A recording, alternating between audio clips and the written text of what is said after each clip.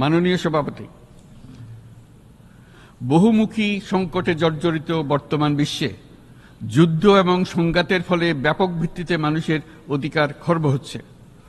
বিশ্ববাসীর উদ্বেগ এবং নিন্দা সত্ত্বেও গাজায় গণহত্যা থামছে না।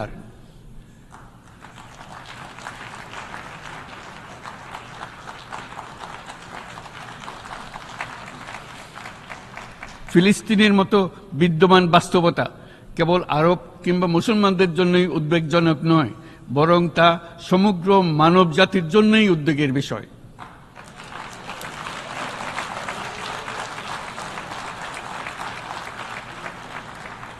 একজন মানুষ হিসেবে প্রত্যেক ফিলিস্তিনির জীবন অমূল্য।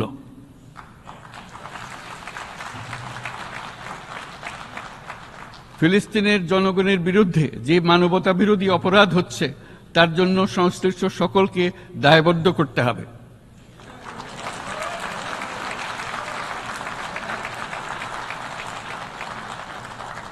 ফিলিস্তিনের জনগণের উপর চলমান নৃশংসতা, বিশেষত নারী এবং শিশুদের সাথে প্রতিনিয়ত যে নিষ্ঠুরতা বিশ্ব দেখাচ্ছে, তা থেকে নিস্তারের জন্য বাংলাদেশ অনতিবিলম্বে সম্পূর্ণ যুদ্ধবিরতির আহ্বান জানাচ্ছে।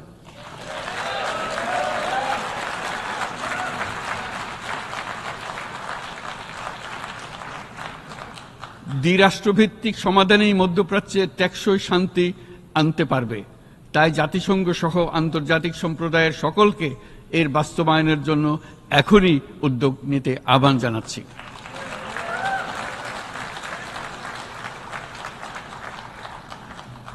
গত 2.5 বছর ধরে ইউক্রেনে চলমান যুদ্ধে বহু মানুষ প্রাণ হারিয়েছে। এই যুদ্ধের প্রভাব সর্বব্যাপী, এমনকি বাংলাদেশের অর্থনীতিতেও এর নেতিবাচক প্রভাব আমরা অনুভব করছি। আমরা তাই উভয় পক্ষকে সংলাপে বসে বিরোধ নিরসনের মাধ্যমে যুদ্ধের অবসান ঘটানোর আহ্বান জানাচ্ছি। মাননীয় সভাপতি, বাংলাদেশ গত 7 বছর যাবৎ মায়ানমার হতে আগত 12 লাখেরও বেশি রোহিঙ্গাদের মানবিক কারণে আশ্রয় দিয়ে আসছে।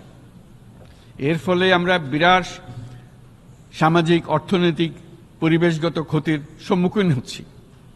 মায়ানমারের অভ্যন্তরীণ সমস্যা থেকে সৃষ্ট এই সংকট বাংলাদেশ ও আমাদের অঞ্চলের জন্য প্রথাগত ও অপ্রথাগত উভয় ধরনের নিরাপত্তা ঝুঁকির কারণ হয়ে দাঁড়িয়েছে। মায়ানমার থেকে বাংলাদেশে বলপূর্বক বাস্তুচ্যুত রোহিঙ্গাদের সহায়তা করতে আমরা অঙ্গীকারবদ্ধ। আমরা রোহিঙ্গাদের জন্য মানবিক সহায়তা কার্যক্রম চালু রাখা এবং তাদের টেকসই প্রত্যাবর্তন নিশ্চিত করার উদ্দেশ্যে আন্তর্জাতিক সম্প্রদায়ের পর্যাপ্ত সহায়তা অব্যাহত রাখার আহ্বান জানাচ্ছি।